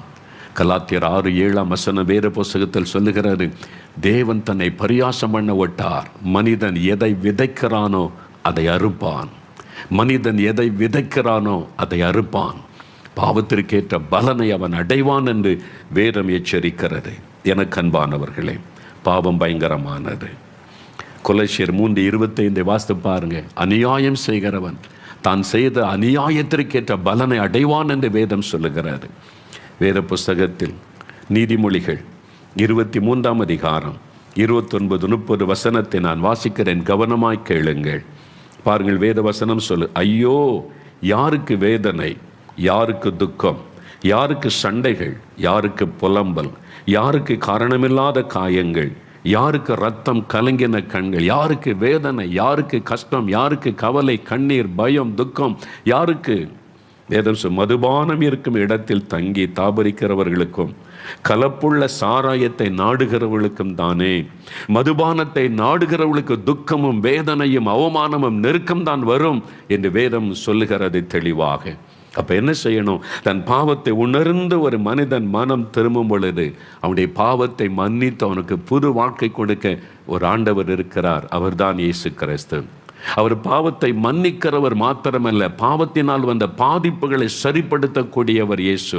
பாவத்தினால் உண்டான பாதிப்புகளை மாற்றி அமைக்கிறவர் இயேசு கிறிஸ்து. இயேசுவே என் பாவத்தை மன்னியும், என் வாழ்க்கையை சரிப்படுத்தும், என் வாழ்க்கையில் இவ்வளவு நெருக்கத்தில் இருக்கிறேன் என்று சொல்லும் பொழுது அவர் மன்னித்து உங்களுக்கு அற்புதமான ஒரு சுகத்தையும் விடுதலை இன்றைக்கு ஆண்டவர் தருவார். இன்றைக்கு இயேசு உங்களோடு பேசுகிறார். தன் பாவத்தை மறைக்கிறவன் வாழ்வடைய மாட்டான், அறிக்கை செய்து விட்டு விடுகிறவன் இரக்கம் பெறுவான். இயேசுவிடத்தில், இயேசுவே என்னை மன்னிச்சிருங்க, என் பாவத்தை எங்க இறக்கம் செய்து மன்னித்து என்னை ஆசீர்வதிங்கன்னு கேட்கும்போது மன்னித்து உதவி செய்வார். ரெண்டாவது, அந்த வசனத்தில் பார்க்கும்போது, இவன் பெற்றோர் செய்த பாவமா என்று சீஷர்கள் கேட்கிறார்கள். இது இவன் செய்த பாவமா, இவனுடைய பெற்றோர் செய்த பாவமா? பெற்றோருடைய பாவம் பிள்ளைகளை பாதிக்கும் என்று வேதத்தில் சொல்லப்படுகிறது. அதனால தான் அந்த கேள்வி அவர்கள் கேட்டார்கள். பெற்றோருடைய பாவம் பிள்ளைகளை பாதிக்கும். ஆதியாகமம் 4 அதிகாரத்தில் வாசிக்கும் போது, முதல் மனிதனாகிய ஆதாமுக்கு 2 பிள்ளைகள், காயின் ஆபேல். முதலாவது பிறக்கிறாங்க, இளம் வாலிப வயசுக்கு வந்துட்டாங்க. அவங்களுக்கு அது குறித்து ஒரு ஆறுதல் சந்தோஷம் இருந்திருக்கும். என்ன நடக்கிறது? ஒருவனை கொலை செய்கிறான், காயின் ஆபேலை கொலை செய்கிறான். இந்த உலகத்தில் நடைபெற்ற முதல் மனித கொலை ஆதாமுடைய குடும்பத்தில் நடக்கிறது. காயின் ஆபேலை கொலை செய்த இரத்த வெள்ளத்தில் மரித்து கிடக்கிறான். அது நிமித்தம் அவன் மேல ஒரு சாபம் உண்டாகி அவனும் குடும்பத்தை விட்டு ஓடி போகிறான். ஆதாமும் ஏவாளும் ஓடி வந்து பார்த்திருப்பாங்க, ரத்த வெள்ளத்தில் ஒரு மகன் மரித்து கிடக்கிறான். சாபத்தோடு ஒரு மனிதன் வீட்டை விட்டு ஓடி போய்விட்டான். எல்லாவற்றையும் இழந்து மறுபடியும் தனிமையில் ஆகிவிட்டார்கள் ஆதாமும் ஏவாளும். அந்த சூழ்நிலை யோசித்து பாருங்க. 2 பேரும் கதறி இருப்பாங்க, ஆண்டவரே எங்களுடைய பாவம், உங்க கூட எங்க கூட நீங்க நடந்தீங்க, ஒரு தகப்பனை போல பேசினீங்க, நாங்கள் கீழ்ப்படியாமல் உம்முடைய வார்த்தைக்கு செவி கொடுக்காமல் பிசாசுக்கு இடம் கொடுத்து அவன் சொன்ன வார்த்தையை நம்பி உம்மை விட்டு விலகி போனோம். நாங்கள் பாவத்துக்கு இடம் கொடுத்ததுனால எங்க பிள்ளைகளை நாங்கள் இழந்து விட்டோமே. ஐயோ, எங்களுடைய பாவம் தான் எங்களுடைய பிள்ளைகளுக்கு இந்த சாபத்தை கொண்டு வந்தது என்று ஆதாமும் ஏவாளும் கதறி இருப்பார்கள் அல்லவா? யோசித்து பாருங்க. 2 பிள்ளைகளையும் இழந்துட்டாங்க. பெற்றோருடைய பாவம் பிள்ளைகளை பாதிக்கும் என்று வேதம் தெளிவாய் சொல்லுகிறார். 2 சாமுவேல் 12:15 வாசிக்கும் பொழுது தாவீது செய்த பாவம், அவனுடைய பிள்ளை நோயினால் அடிக்கப்பட்டு பயங்கரமாய் மரித்து போகிறதை வேதம் எழுதி வைத்திருக்கிறதை பார்க்கிறோம். தகப்பனுடைய பாவத்தை நிமித்தம் குழந்தை வியாதிப்பட்டு பாதிக்கப்பட்டு மரித்து போகிறதை வேதத்தில் எழுதப்பட்டிருக்கிறது. எனக்கு அன்பானவர்களே, பெற்றோருடைய பாவம் பிள்ளைகளை பாதிக்கும் என்பதை மறந்து விடாதிருங்க. ஓசியா 4:6 பாருங்கள். நீ உன் தேவனுடைய வேதத்தை மறந்தாய், நான் உன் பிள்ளைகளை மறந்து விடுவேன். கிறிஸ்தவர்கள் கவனியுங்கள், ஆண்டவர் சொல்லுகிறார், நீ உன் தேவனுடைய வேதத்தை நீ மறந்தால் உன் பிள்ளைகளை நான் மறந்து விடுவேன் என்று ஆண்டவர் சொல்லுகிறார். பைபிளை எழுதி நம் கையிலே கொடுத்திருக்கிறார். வேதத்தை வாசிப்பதும் இல்லை, தியானிப்பதும் இல்லை, அதன்படி நடப்பதும் இல்லை. கடமைக்காக ஆலயத்துக்கு போவதும் காணிக்கை போடுவதும் பக்தியாக இருப்பதை போல நடந்து கொள்கிறோம். ஆண்டவர் சொல்லுகிறார், உன் பிள்ளைகளை நான் மறந்து விடுவேன். கர்த்தர் பிள்ளைகளை மறந்துட்டா யார் பாதுகாக்க முடியும்? யோசித்து பாருங்க. எனக்கு தெரிந்த ஒரு சகோதரி ஒரு சமயத்தின் அனுபவத்தை எனக்கு எழுதியிருந்தார்கள். அவருடைய குழந்தை வியாதிப்பட்டார். ஆஸ்பத்திரியில் கொண்டு போய் வைத்திருந்தாங்க. பண வசதி இருந்தது, எல்லாம் மருத்துவம் செய்தாங்க. ஆனால் குழந்தைக்கு தொடர்ந்து ட்ரீட்மெண்ட் கொடுத்து கொண்டே இருந்தாங்களே தவிர குழந்தை சுகம் அடைவதாய் தெரியவில்லை. அதிலிருந்து மீண்டு வர முடியவில்லை. தொடர்ந்து அதுக்கு சிகிச்சை கொடுக்கப்படுகிறது, பணம் செலவு பண்ணுறாங்க. எப்படியாவது குழந்தையை காப்பாற்ற முயற்சி பண்ணுறாங்க. அந்த தாயார் குழந்தையின் படுக்கையின் அருகிலே உட்கார்ந்து கொண்டு குழந்தையை பார்த்து கொண்டு இயேசுவே இயேசுவே குழந்தைக்கு ஜீவன் தாருன்னு ஜெபிக்கிறாங்க. ஆனால் மாற்றம் வரவில்லை. குழந்தை மறுபடி மோசமான நிலைமைக்கு போகிறாரு. அந்த சமயத்தில் இயேசு விடுவிக்கிறார். மாதந்தோறும் வெளியிடுகிற பத்திரிக்கை அவனுடைய வீட்டுக்கு போனதை கொண்டு போய் கொடுத்துருக்குறாங்க. அந்த ஆஸ்பத்திரியில் வியாதி படுக்கையில் உட்கார்ந்து அந்த பத்திரிகை வாசிக்கும் போது இந்த வேத வசனம் அந்த நாளில் எழுதப்பட்டிருந்தது. உன் தேவனுடைய வேதத்தை நீ மறந்தாய், உன் பிள்ளைகளை நான் மறந்து விடுவேன். அந்த வசனம் ஈட்டியை போல துளைத்ததாம். ஐயோ, ஆண்டவர் என்னோடு பேசுகிறார் என்று உணர்ந்த நான் வேத வாசிக்கிறதில்லை, ஜெபிக்கிறதில்லை, கர்த்தரை தேடுகிறதில்லை. பேருக்கு கிறிஸ்தவளாக ஞாயிற்றுக்கிழமை மட்டும் சர்ச்சுக்கு போய்விட்டு வருகிறேன். பைபிளையே நான் வாசித்து தியானிப்பதில்லை. உணர்த்தப்பட்ட போது படுக்கையின் அருகில முழங்கால் படியிட்டு அழுதார்கள். ஆண்டவரே, என் பாவத்தினால என் குழந்தை பாதிக்கப்பட்டு இருக்கிறது. நான் வேதத்தை மறந்ததுனால என் பிள்ளைகளை நீர் மறந்து விட்டீர். என்னை மன்னியும், என்னை மன்னியும். இனி ஒழுங்கா நான் வேதம் வாசித்து ஜெபித்து வசனத்தின்படி வாழ ஒப்பு கொடுக்கிறேன் என்று ஒப்பு கொடுத்தார்கள். குழந்தை சுகமடைய ஆரம்பித்தது. அந்த நிமிஷத்திலிருந்து சுகமடைய ஆரம்பித்தது. அவங்க சொன்னாங்க, ஆண்டவர் இந்த வசனத்தை கொண்டு என்னோடு பேசினார், என் வாழ்க்கையிலே ஒரு மாற்றம். எனக்கு அன்பானவர்களே, வேத புஸ்தகத்தில் தெளிவாய் ஒவ்வொரு சம்பவம் எழுதப்படுகிறது. மத்தேயு 15:22 வாசித்து பாருங்கள். கானானிய பெண் என்ற ஒரு பெண் வந்து இயேசுவிடத்தில், இயேசுவே தாவீதின் குமாரனே இரங்கும், என் மகள் அசுத்தாவினால் மிகவும் வேதனைப்படுகிறாள் என்று தன் மகளுக்காக விண்ணப்பம் செய்கிறாள். இயேசு சொன்னார், பிள்ளைகளின் அப்பத்தை எடுத்து நாய்க்குட்டிக்கு போட முடியாது. கடினமான ஒரு வார்த்தை. ஏன் அப்படி இயேசு சொல்ல வேண்டும்? தன்னை தேடி வந்த ஒரு பெண்ணை இயேசு அப்படி சொல்லலாமா என்று நாம் நினைக்கலாம். ஆண்டவர் அந்த மகள் மேலே வைத்த அன்பினால் அந்த வார்த்தை சொன்னார். ஏனால் இயேசுவுக்கு தெரியும், இவளுடைய பாவம் தான் மகளை பாதித்திருந்தது. இந்த தாயினுடைய பாவத்தினால் தான் மகள் வேதனைப்பட்டு கொண்டிருந்தது இயேசுவுக்கு தெரியும். அதனால் ஆண்டவர் கடினமாய் சொல்லுகிறார், நீ மனம் மாறி என் பிள்ளையாய் மாறினால் உனக்கு அற்புதம் நடக்கும். நீ மனம் திரும்பி என் பிள்ளையாய் மாறு. நீ நாய்க்குட்டியாய் வாழ்ந்து கொண்டிருந்தால், பாவத்திலேயே நீ உழந்து கொண்டிருந்தால் நான் உனக்கு எப்படி அற்புதம் செய்ய முடியும்? உன் பாவத்தை விட்டு வெளியே வா, என்னுடைய மகளாக மாறு, உனக்கு அற்புதம் செய்வேன் என்பதுதான் அதனுடைய அர்த்தம். அதை அவள் உணர்ந்து கொண்டாள், தன்னை தாழ்த்தினாள், மனம் திரும்பினாள். உடனே அவருடைய மகளுக்கு விடுதலை. உடனே இந்த மகளுக்கு விட்டு. சென்னையிலிருந்து ஒரு மகள் எனக்கு கடிதம் எழுதியிருந்தார்கள். 26 வயசு வாலிப மகள். அந்த மகள் சொன்னாங்க, எனக்கு நினைவு தரைந்த நாளில் இருந்து, சின்ன வயசிலிருந்து கொடிய ஒரு தலைவலி, 26 வருஷமாக அந்த தலைவலி பிறந்து நினைவு தெரிந்த நாளில் இருந்து தினந்தோறும் வாதை. எத்தனையோ ஆஸ்பத்திரிக்கு அப்பா அம்மா கூட்டு போனாங்க. எவ்வளவு மருந்து மாத்திரை செலவு, சுகம். 26 வருஷம் எத்தனையோ ட்ரீட்மெண்ட்டுகள். தலைவலி வந்துட்டா தாங்க முடியாது, சுகத்தில் முட்டிக்கொள்ளணும், அது மாதிரி இருக்குமா. எவ்வளோ வேதனை, நரக வேதனை இல்லை? அப்படி வேதனை. ஏன் எனக்கு இந்த வியாதி, ஏன் சுகமாக மாட்டேங்க? இத்தனை ட்ரீட்மெண்ட் எடுத்தோம், என்னை குணமாக்க மருந்தே இல்லையா என்கிற வேதனை. ஒரு நாள் இந்த ஜெபிக்கலாமாக நிகழ்ச்சியின் டிவி நிகழ்ச்சியை பார்த்து கொண்டிருந்த போது ஆண்டவர் பேசினார், உன்னுடைய பாவம் உன் மகளுக்கு, உன் பிள்ளைகளுக்கு பாதிப்பை உண்டாக்கும் என்றார். அப்படி என்ன தப்பு பண்ணிட்டேன் யோசிக்கிறாங்க. கிறிஸ்தவங்க தான் யோசிக்கிறாங்க. அப்போ ஆவியானவர் சொன்னார், நீ இந்த குழந்தை பிறந்தபோது செய்த ஒரு தவறு, நீ பொருத்தனை பண்ணின குழந்தைக்காக. ஆனால் வேதத்தில் இல்லாத பொருத்தனை, நான் சொல்லாத காரியத்தை நீ செய்த இந்த குழந்தைக்காக, நான் சொல்லாத ஒரு காரியத்துக்காக, நான் அருவருக்கிற ஒரு காரியத்தை, பாரம்பரியம் என்கிற பெயரில் சபையில் எல்லாரும் செய்கிறாங்க, எல்லாரும் இப்படி நடக்கிறாங்க. இந்த பாரம்பரியம் என்கிற பெயரில் தவறான பொருத்தனை பண்ணினாய். என்றைக்கு இந்த குழந்தைக்கு தவறான பொருத்தனை பண்ணி செய்தாயோ அன்றைக்கு ஆரம்பித்தது தலைவலி, அன்றைக்கு பாதிக்கப்பட்டது உன் குழந்தை. இந்த ஆண்டவர் உணர்த்தினார். அது வரைக்கும் அந்த பாவம் அவளுக்கு தெரியல. எல்லாரும் செய்கிறாங்களே, எல்லாரும் சர்ச்சில் செய்கிறாங்களே, நானும் செய்தா என்ன? அது வேதத்திற்கு புறம்பான ஒரு காரியம். வேதத்தில் சொல்லப்படாத எந்த ஒரு காரியமும் நீங்கள் சபையில் செய்தாலும் சரி, நான் இயேசுவின் நாமத்தினால செய்கிறேன்னு சொன்னாலும் சரி, அது உங்களுக்கு பாதிப்பை தான் கொண்டு வரும். அந்த தாயார் அழுதாங்களா ஆண்டவரிடத்தில், என்னை மன்னிச்சிருங்க ஆண்டவரே, எனக்கு அது அப்பெல்லாம் இது பாவம்னு தெரியாது, தவறுன்னு தெரியாது, என் குழந்தைக்காக நான் தவறான ஒரு பொருத்தனை பண்ணி தவறான ஒரு காரியத்தை செய்துட்டேன், என்னை மன்னிச்சிருங்கன்னு ஜெபிச்சாங்க. அந்த நிமிஷம் தலைவலி மறைந்தது. 26 வருஷமாய் தொடர்ந்த வியாதி முற்றுப்புள்ளி வைத்தார் ஆண்டவர். மகிழ்ச்சியோடு அந்த மகள் எழுதியது எப்படி இருந்திருக்கும்? 26 இயர்ஸ் பிறந்ததில் இருந்த தலைவலி. தாய் மனம் திரும்பின உடன் மகளுக்கு சுகம். எனக்கு அன்பானவர்களே, தூத்துக்குடியில் அநேக ஆண்டுகளுக்கு முன்பாக நான் ஊழியத்திற்கு போயிருந்த சமயம், நாங்கள் தங்கியிருந்த வீட்டுக்கு ஒரு வாலிப மகளை கொண்டு வந்தார். 4-5 பேர் பிடிச்சு அவளை இழுத்து கொண்டு வந்தார்கள். வாலிப மகள், அழகான ஒரு மகள், வாழ வேண்டிய ஒரு பெண், தலைவரி கோலத்தோட. அந்த பெண், அவருடைய தாய், அவருடைய சகோதரங்க சகோதரி எல்லாரும் கூட்டி கொண்டு வந்திருந்தாங்க. என்ன காரியம்? விட முடியாதவளை அந்த அசுத்தாவி அலைக்கழிக்கிறாரு. ஐயா, அந்த தாய் அழுதாங்க. ட்ரெஸ் எல்லாம் அவுத்து போட்டுட்டு ரோட்டில் ஓடுறான். ஐயா, எவ்வளோ பெரிய அவமானம் இல்லை, தாய்க்கு எப்படி தாங்கிக் கொள்ள முடியும்? அந்த பிள்ளையை பார்த்தா கண்ணீர் வருகிறது. அப்படி இந்த பிசாசு அலை கழிக்கிறதே. நாங்கள் 3-4 ஊழியக்காரங்க அன்றைக்கு இருந்தோம். ஜெபம் பண்ணோம், இயேசு விடுதலை, எல்லாரும் சேர்ந்து ஜெபிக்கிறோம், அந்த அசுத்தாவை எதிர்த்து ஜெபிக்கிறோம். 1/2 மணி நேரம் 1 மணி நேரம் ஆச்சு. அந்த பிசாசு அசைவதாக இல்லை. என்னது, நம்ம இவ்வளோ ஜெபிக்கிறோம், இவ்வளோ ஊழியக்காரங்க இருக்கிறோம், ஏன் இது அசைய மாட்டேங்குது? ஏன் போக மாட்டேங்குது? இயேசுவின் பெயரை சொல்ல போயிருமே, ஏன் இந்த மகளை இது விட்டு போக மாட்டேங்குது? அதுக்கு பிறகு தான் நான் ஜெபிக்க ஆரம்பித்தேன். ஆண்டவரே, ஓய் லார்ட், ஏன் இது போக மாட்டேங்குது? உம்முடைய நாமத்தினால பிசாசை துரத்துவான்னு சொல்லி இருக்கிறேன், சொன்னால் போகணும் இல்லை, ஏன் போக மாட்டேங்குது? நாங்கள் இத்தனை ஊழியக்காரங்க சேர்ந்து போராடுறோம், ஏன் போக மாட்டேங்குது அப்படின்னு ஆண்டவருடைய முகத்தை பார்த்தவன் ஆண்டவர் சொன்னார், வேர் இஸ் ஹெர் ஃபாதர்?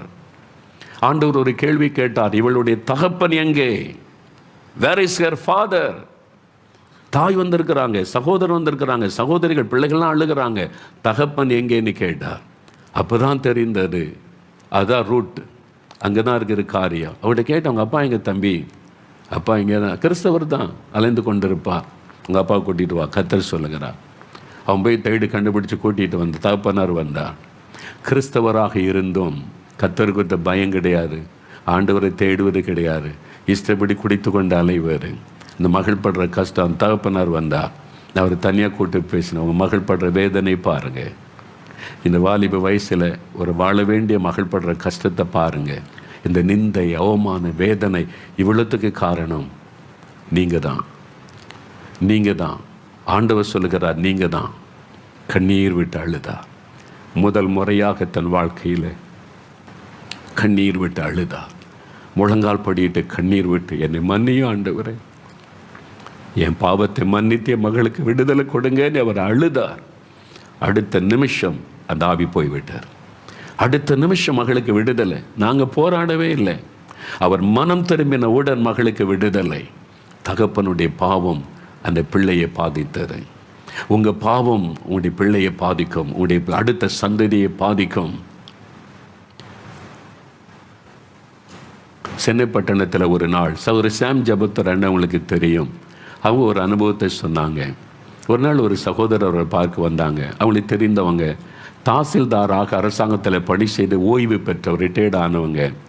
அவங்க வந்தாங்க, சுகமாக வந்து, என்ன பிரதர்னு கேட்டால், நான் ஒரு வீடு கட்டினேன், சென்னையில் இடம் வாங்கி ஒரு வீடு கட்டி பிரதிஷ்டெல்லாம் பண்ணிட்டேன், நாங்கள் ரொம்ப சந்தோஷமாக பிரதிஷ்டை பண்ணி வீட்டில் குடியிருக்கலான்னு போனோம். சில நாட்டில் என்னுடைய வாலிப மகள் அந்த வீட்டுக்குள்ளே தூக்கு போட்டு தற்கொலை செய்து கொண்டாள்.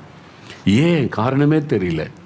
தூக்கு போட்ட மகள் தற்கொலை பண்ணிக்க, அந்த வீட்டில் எங்களால் இருக்க முடியல, எல்லாரும் அழுது கொண்டு இருக்கோம், துக்கத்தில் இருக்க, ராத்திரி பகலாம் தூக்கம் இல்லை, ஏன் ஏன் என்று பல கேள்விகள், வேதனை.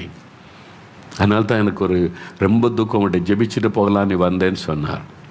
சேம் ஜெபத்துறவனை டைரெக்டாக கேட்டாங்க அவரை பார்த்து, அரசாங்கத்தில் இத்தனை வருஷம் பணி செய்தீங்க, ஆமாம், அந்த வீடு கட்டி இருக்கிறீங்களே அதில் உங்கள் சொந்த பணம் எவ்வளவு, லஞ்ச பணம் எவ்வளவுன்னு கேட்டாங்க.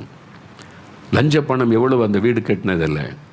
அப்படி அதிர்ந்து போனார் நேரடியாக கேட்ட உடனே. ஆனாலும் சமாளித்து சொன்னார், பாதி பணம் லஞ்ச பணம் தான், அப்படி தான் கட்டினேன். அவங்க சொன்னாங்க, சாபம், லஞ்சம் வாங்கி வீடு கட்டினீங்க இல்லை, சாபம், எப்படி அதில் நிம்மதியாக இருக்க முடியும்? லஞ்சம் கொடுத்து உங்களை ஆசீர்வதிச்சு கொண்டா கொடுத்துருப்பான், ஒரு கையெழுத்துக்கு லஞ்சம் வாங்குறேன்னு சபித்து கொண்டே தந்திருப்பான். உங்களுடைய சந்தை அடுத்த பிள்ளைகளை இதை பாதிக்கிறது.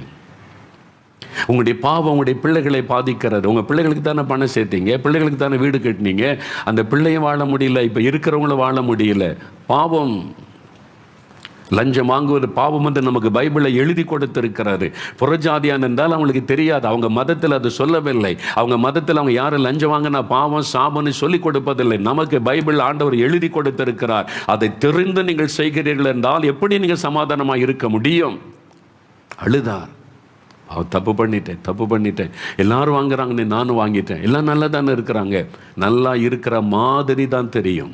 லஞ்சம் வாங்குகிறவனை ஊழல் பண்ணுகிறவனை நல்லா இருக்கிற மாதிரி தெரியும். ஒரு நாள் இந்த பாவத்தின் விளைவு தொடர ஆரம்பிக்கும் போது எவ்வளோ பெரிய பதவியில் இருக்கிற கொம்பனாக இருந்தாலும் அந்த சாபம் அவனுடைய வாழ்க்கையை ஆட்டிவிடும், நிம்மதியை இழந்து விடுவான். இன்றைக்கு உள்ள அரசியல்வாதிகளை பாருங்க, வெளியில டாம்பீகம், உள்ளத்துல தூங்க முடியாது, நிம்மதியில், குடும்பத்துக்குள்ள நிம்மதியில் பயம், கலக்கம். பாவத்தினுடைய விளைவு உங்களுடைய குடும்பத்தை அது பாதித்து விடும், உங்களுடைய பிள்ளைகளுடைய வாழ்க்கையை நரகமாக்கிவிடும். அறிந்து கொள்ளுங்கள், தேவன் ஒருவர் இருக்கிறார், நீதி உள்ள நியாயாதிபதி ஒருவர் இருக்கிறார், எல்லாவற்றையும் கவனித்து கொண்டிருக்கிறார். மனம் திரும்ப தேவன் வாய்ப்பு கொடுப்பார். மனம் திரும்ப பாவத்தில் நிலைத்திருக்காத வாய்ப்பு கொடுப்பார். தொடர்ந்து துணிகரமாக செய்ய செய்ய செய்ய ஒரு நாள் இந்த பாவத்தினுடைய விளைவு வெளிப்பட ஆரம்பிக்கும் பொழுது ஒருத்தரும் காப்பாற்ற முடியாது. இன்னைக்கு உங்கள் வாழ்க்கை யோசித்து பாருங்க. உங்கள் பிள்ளைகளுக்கு நீங்கள் ஆசீர்வாதத்தை சம்பாதிக்கிறீங்களா, சாபத்தை சம்பாதிக்கிறீங்களா? உங்களுடைய பாவம் உங்களுடைய பிள்ளைகளை பாதிக்கும், சந்ததியை பாதிக்கும் என்பதை அறிந்து கொள்ளுங்க. நீங்கள் மனம் திரும்பும் போது அந்த சாபம் நீங்கி ஆசீர்வாதம் உண்டாகும்.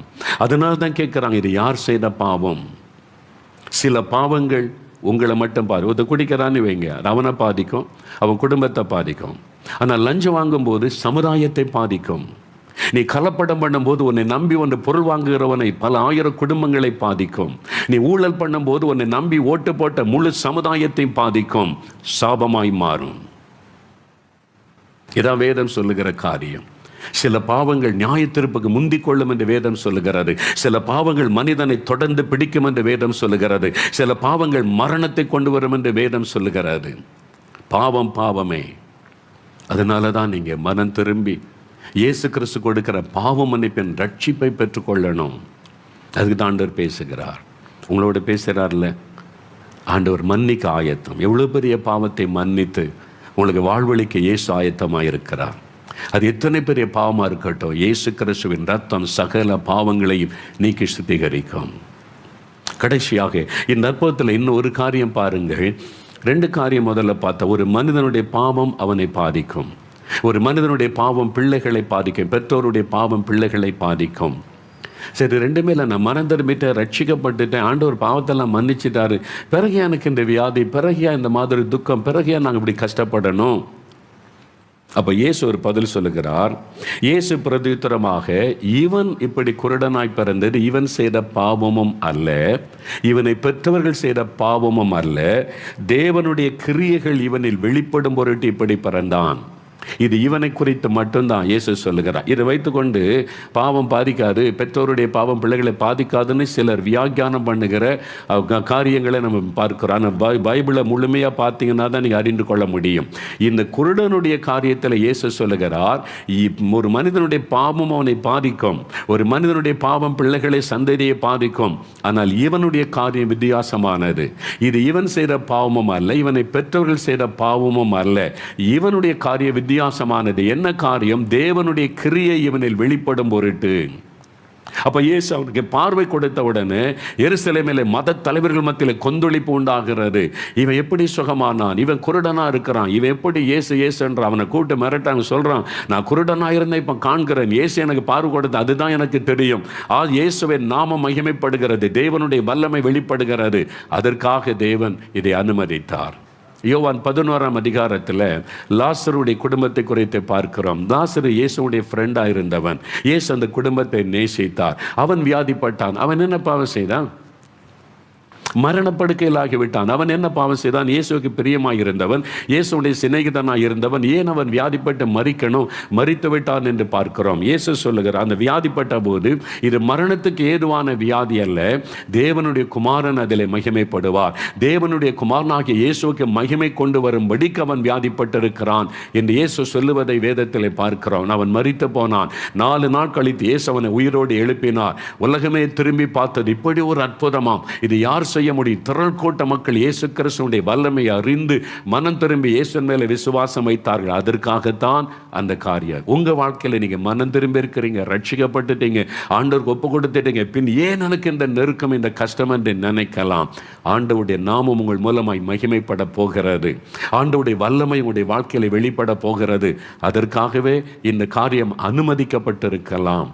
சிலர் சொல்லுவாங்க, ஐயா நான் இந்த மாதிரி கஷ்டப்படுறேன், வியாதி வேதனை, இவ்வளோ ஜெபம் பண்ணிட்டேன். அவங்க ரட்சிக்கப்பட்டிருப்பாங்க, நல்ல கர்த்தருடைய பிள்ளைகளாக இருப்பாங்க. நீங்கள் ஜெபம் பண்ணி சொல்லுங்கள், ஏதாவது பாவம் எங்கள் வாழ்க்கையில் இருக்குதா, ஏதாவது நாங்கள் இன்னும் மனம் திரும்ப வேண்டிய காரியம் இருக்குதா, ஜெபம் பண்ணி ஆண்டவர்கிட்ட கேட்டு சொல்லுங்க ஐயாம்பாங்க. நான் சொல்லுவேன், அப்படி இல்லை, ஆண்டவர் மன்னிச்சிட்டது தான் நீங்கள் ஆண்டவருடைய பிள்ளைகள். அப்போ இது எதுக்கு? தேவனுடைய நாமம் மகிமைப்பட. விசுவாசிங்க, ஆண்டவரே நீங்கள் அற்புதம் செய்யுங்க, நான் உம்மை மகிமைப்படுத்துவேன்னு சொல்லுங்கள், உம்முடைய நாமத்தை பிரசாப்படுத்துவன்னு சொல்லுங்கள், அற்புதம் நடந்து விடும். கன்னியாகுமரி மாவட்டத்தில் மேல்புறம் என்கிற இடத்திற்கு அநேக ஆண்டுகளுக்கு முன்னால் ஊழியத்துக்கு போயிருந்தோம். அங்கே போயிருந்தபோது அந்த சபை போதகர் ஒருத்தர் வியாதிப்பட்டு வீட்டில் இருக்கிறாங்க, நடக்க முடியாது, வீட்டில் தான் போய் ஜெபிக்கணும், நீங்கள் வர முடியுமான்னு கூப்பிட்டாங்க. சரி என்று நாங்கள் ஊழியர்கள் அங்கே போனோம். அங்கே போனால் ஒரு சகோதரர், நடுத்தர வயதுள்ளவர், மனைவி, பிள்ளைகள், சின்ன சின்ன பிள்ளைகள் இருக்கிறாங்க. 2 கைகளும் கால்களும் செயலற்று படுத்த படுக்கையில் இருக்கிறார். அந்த மனைவி, அவனுடைய தாயார், அந்த சின்ன பிள்ளைகள் சோகமாக இருந்தாங்க. நான் பார்க்குற வரலாறு, எழும்பி உட்காரன்னா 4 பேர் தூக்கி உட்கார வைக்கணும். அப்படியே கை காலெலாம் செயலற்று கிடக்கிறாரு. வேதனையோடு சொல்கிறாங்க, இவர் வேலை பார்த்தா தான் குடும்பம் சாப்பிட முடியும், இப்போ ஒரு வேலைக்கு போக முடியல, குடும்பமே தத்தளிக்குது. நான் நமக்கு தாயாரை பார்க்குறேன், கண்ணில் கண்ணீர், அப்படி மனைவியை பார்க்குற சோகம், குழந்தைகள் பார்க்குறேன், ரொம்ப துக்கமான விஷயம், இருதயத்தை உடைத்து விட்டார். நான் அப்போ அவங்கள்ட்ட மற்றவங்களாம் பேசிக்கிட்டே இருக்கும்போது இருதயத்தில் ஜெபிக்கிறேன், ஆண்டவரே இந்த சகோதரனை பாருங்க என்று சொல்லி. நான் மரணப்படுக்கையில் சாக கடந்தப்போ என் தாயார் இப்படி தான் அழுது கொண்டு இருந்தாங்க, எனக்கு சுகம் கொடுத்தீங்களே, இந்த சகோதரனுக்கு இறக்க செய்யுங்க. என் இருதயத்தில் நான் கதறிக்கொண்டே இருக்கிறேன். அந்த காட்சி என் இருதயத்தை உடைத்தது. நான் இருதயத்தில் அப்படியே ஜெபித்து கொண்டு இருக்கும்போது ஆவியானவர் என் இருதயத்தில் பேசுகிறார், மகனே நான் இவனை குணமாக்குவேன், இவன் எனக்கு என்ன செய்வான் என்று கேள் என்றார். எனக்கு வித்தியாசமாக இருந்துச்சு. நான் இவனை சுகமாக்குவேன், இவன் எனக்கு என்ன செய்வான்னு கேள் என்று சொன்னார். எனக்கு உள்ளத்தில் ஒரு பெரிய சந்தோஷம் வந்துட்டு, ஆண்டவர் தெளிவாக பேசுகிறார். இவனை சுகமாக்குவேன்னு சொல்லிட்டார், அவர் மாற மாட்டார். ஆனால் இவர் என்ன செய்வேன் என்ன ஆண்டவர் கேட்க சொல்ல, அதை வச்சு தான் அவருடைய சுகம் இருக்கிறது. சரி, இந்த எழுந்து அவர் பக்கத்தில் போன உடனே 2-3 பேர் அவங்க சகோதரர்கள் பக்கத்தில் உள்ளவங்களாம் வந்தாங்க. தூக்கி அந்த படுக்கையில் உட்கார வச்சு அவர் தாங்கி பிடித்து கொண்டாங்க. என்ன கை கால்கள் அப்படியே செயலற்று இருக்கிறாரு. ஆண்டவர் ஒரு பாவத்தை குறித்து பேசலை, இவன் இந்த பாவம் செய்தான், அது செய்தான், மன திரும்ப சொல்ல, அதெல்லாம் பேசலை. நல்ல கவனி, ஆண்டவர் இயேசு மனுஷனுடைய இருதயத்தை அறிந்தவர். எல்லாத்துக்கிட்டே ஒரே மாதிரி அவர் டீல் பண்ண மாட்டார். யாருக்கிட்ட எப்படி பேசணுன்னு அவருக்கு தெரியும், யாரை எங்கே தொடணும்னு ஆண்டவருக்கு தெரியும். பாருங்கள், ஆண்டவர் இவர்கிட்ட போய் நீ பாவம் செய்துட்ட மனம் திரும்ப, அதெல்லாம் ஆண்டவர் சொல்லவில்லை. ஆண்டவர் தூக்கி உட்கார வச்சாங்க. நான் அவரை பார்த்து கேட்டேன், சகோதரனை, இயேசு உங்களை குணமாக்குவார், நீங்கள் அவருக்கு என்ன செய்வீங்க? அதான் கேள்வி. இது ஆண்டவர் கேட்க சொன்னது. எனக்கு அது புது அனுபவமாக இருந்தது. ஆவியானவர் தெளிவாக பேசினார், இயேசுவுக்கு நீங்கள் என்ன செய்வீங்க அப்படின்னு. பொதுவாக அந்த கிறிஸ்தவங்களை பார்த்து உனக்கு அற்புதம் என்ன செய்யுங்கன்னா, சர்ச்சுக்கு ஃபேன் வாங்கி போடுறேன், லைட் வாங்கி போடுறேன், ஒரு பொருத்தனை அதான் சொல்லுவாங்க. அல்லது உங்கள் ஊழியத்துக்கு நீங்கள் ஒரு ஏதாவது வாங்கி தர்றேன் அப்படி சொல்கிறது தான் பழக்கம். அதெல்லாம் ஆண்டவர் எதிர்பார்க்கலை. அப்போ நான் அவர்கிட்ட கேட்ட உடனே அவர் என்னை அப்படியே பார்த்தார். ஒரு நிமிஷம் டக்குன்னு பதில் சொல்ல, என்னை பார்த்துட்டு யோசித்துட்டு, இயேசு எனக்கு சுகம் கொடுத்தார். நான் வாழ்நாளெல்லாம் இயேசு எனக்கு செய்த அற்புதத்தை எல்லாருக்கும் நான் சொல்லி அவரை மகிமைப்படுத்துவேன். அந்த வார்த்தை வந்த உடனே என் ஆவியில் ஒரு களி கூறுதல், சந்தோஷம். ஆண்டவர் சந்தோஷப்படுவதை நான் உணர முடிந்தது. இதுதான் ஆண்டவர் எதிர்பார்த்தது. நீ ஃபேனு ஊழியத்துக்கு அது வாங்கி தர, அதெல்லாம் ஆண்டவருக்கு முக்கியம் அல்ல. அவர் எதிர்பார்ப்பது அவரை மகிமைப்படுத்தணும், அவர் எல்லாருக்கும் சொல்லணும். இயேசு எனக்கு அற்புதம் செய்தார், உங்களுக்கு செய்வார், நீ மற்றவங்களுக்கு சொல்லணும். அதுதான் அவருடைய எதிர்பார்ப்பு. என் ஆவியில் ஒரு சந்தோஷம். உடனே நான் வாங்க எல்லாம் ஜெபிக்கலாம். 3-4 ஊழியக்கு கை வைத்து இயேசு கிறிஸ்துவின் நாமத்தில் சுகம் உண்டாவதாக எழும்பி நடன்னு கையை பிடிச்சு தூக்கி விட்டு நடக்க ஆரம்பிச்சிட்டார். அடுத்த நிமிஷம் அவ்வளவுதான், பெரிய ஜபம்லாம் இல்லை. ஏன்னா அவர் இயேசு எதிர்பார்த்ததற்கு தன்னை ஒப்பு கொடுத்தார். எழும்பி நடந்து வீட்டுக்கு வெளியில் ரோட்லலாம் நடக்கிறார். எல்லாரும் அந்த தெருவில் நின்று பார்த்தாங்க, நடக்க முடியாமல் இருந்தால் நடக்கிறானே. அன்றைக்கு மாலை கூட்டத்தில் வந்து எல்லாருக்கும் மத்தியில் சாட்சி சொன்னார், இயேசு என்னை குணமாக்கி விட்டார். அதன் பிறகு அவர் வேலைக்கு போன இடத்துலலாம் யாரை பார்த்தாலும் இயேசு பற்றி சொன்னார். அவர் எதிர்பார்க்கிற ஒரே ஒரு காரியம், அவரை மகிமைப்படுத்துவீங்களா? சில கிறிஸ்தவங்க இருக்கிறாங்க, வந்து ஐயா 5 வருஷத்துக்கு முன்னால் எங்கள் ஊருக்கு வந்தீங்களே. ஆமாம், அந்த கூட்டத்துக்கு வந்தப்போ ஆண்டவர் பேர் சொல்லி என்னை தொட்டு குணமாக்கின. என்ன சுகம் கொடுத்தார்? கேன்சர். சுகமாயிட்டு நல்லா இருக்கிறேன். எங்கேயாவது சாட்சி சொன்னீங்களா? வெக்கமாக இருக்குதுங்க. 5 வருஷம் கழித்து வந்து சொல்கிறாங்க. எவ்வளோ செத்து போயிருக்கணும், ஆண்டவர் சுகம் கொடுத்தா அது சொல்ல வெக்கமாக இருக்கிறான். இயேசுவை ஏன் மகிமைப்படுத்தக்கூடாது? அற்புதம் தானே. உங்களுக்கு செய்த அற்புதத்தை சொல்லுங்க. பாவத்தில் இந்த விடுதலை கொடுத்தார்ல, அதை சொல்லுங்க. உங்களுடைய சாபத்தை மாற்றினார்ல, அதை சொல்லுங்க. எனக்கு சமாதானம் கொடுத்தார், பரலோகத்துக்கு போவென்ற நிச்சயத்தை ஆண்டவர் எனக்கு தந்திருக்கிறார், அதை சொல்லுங்க. வேற என்ன ஆண்டவர் கேட்கிறார்? என்ன எதிர்பார்க்கிறார்? உங்க பணம் காணிக்க ஒன்றும் அவருக்கு அவசியம் இல்லை. நீங்க அவரை மகிமைப்படுத்தணும், அவரை பிரஸ்தாபப்படுத்தணும். அவரை பற்றி 4 பேருக்கு அவர் செய்த நன்மையை சொன்னா அவங்களும் நன்மை பெறுவாங்கல்ல. அதுக்கு தான் ஆண்டவர் சொல்லுகிறார், நீ செய்த நன்மையை சொன்னால் அவங்களும் நன்மை பெறுவாங்க, அவங்களும் இந்த ஆசீர்வாதத்தை பெற்றுக்கொள்வாங்க. அதற்காகத்தான் ஆண்டவர் சொல்லுகிறார். ஆனால் ஆண்டவர் சொன்னார், தேவனுடைய கிரியை இவனில் வெளிப்படும்படிக்கப்படி பிறந்தான் என்று சொல்லி இயேசு இந்த அற்புதத்தை செய்தார். இந்த சீலோவாம் குளம் இப்பவும் எருசலேமில் இருக்கிறது.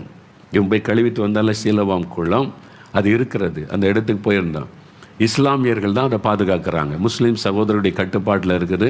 அங்கே போனால் அவங்க தான் திறந்து விடுவாங்க. அந்த குளத்தெல்லாம் நீங்கள் பார்க்கலாம்.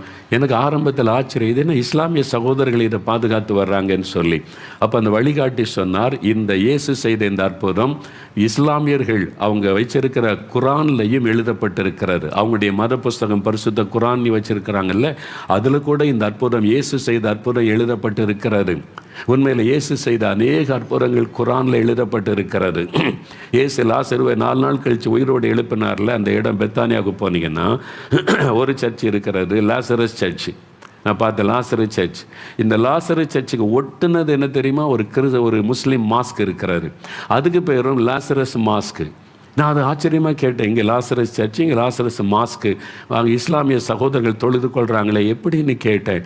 அந்த வழிகாட்டி ஒரு முஸ்லீம் சகோதரர் தான் எங்களுக்கு வழிகாட்டியாக வந்தார். அப்பொழுது அவர் சொன்னார், குரான்லேயே இந்த அற்புதம் எழுதப்பட்டு இருக்கிறாரு.